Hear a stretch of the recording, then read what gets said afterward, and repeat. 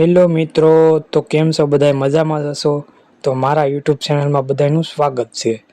તો આજે વાત કરીશું દિવ્યાંગ બસ પાસ યોજના વિશે. તો સંપૂર્ણ માહિતી જોશું. બસ પાસ કેવી રીતે કાઢવું, ડોક્યુમેન્ટ શું શું જોઈએ, સંપૂર્ણ માહિતી આજે જોશું. મોબાઈલ ઉપર કોઈ પણ બ્રાઉઝરમાં સમાજ કલ્યાણ સર્ચ કરવાનું.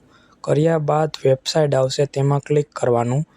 ક્લિક કર્યા બાદ વેબસાઇટ ખુલશે. ઉપરમાં લેંગ્વેજ આવશે, તમારે કોઈ પણ લેંગ્વેજ રાખવી હોય તે સિલેક્ટ કરવાનું. હું ગુજરાતી લેંગ્વેજ સિલેક્ટ કરું છું.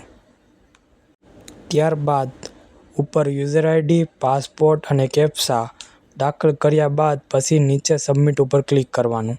ત્યારબાદ નીચે જવાનું, ત્યાં લખેલું હશે દિવ્યાંગ બસ પાસ યોજના.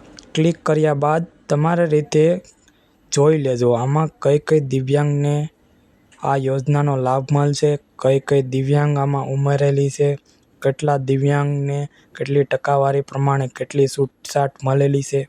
અને કોઈ પણ પ્રશ્ન હોય તો મને કમેન્ટ કરજો, જરૂર હું તમને મદદ કરી. ઓફલાઈન કાઢવા માટે તમારે જે પણ જિલ્લો લાગુ પડતો હોય તે જિલ્લામાં જવાનું. ત્યાં એક ફોર્મ આપશે અને આમાં જેટલા ડોક્યુમેન્ટ છે એની એક એક નકલ અને ઓરિજિનલ લઈને તમારે જવાનું. અને ઓનલાઈન કાઢવા માટે નીચે ક્લિક કરો.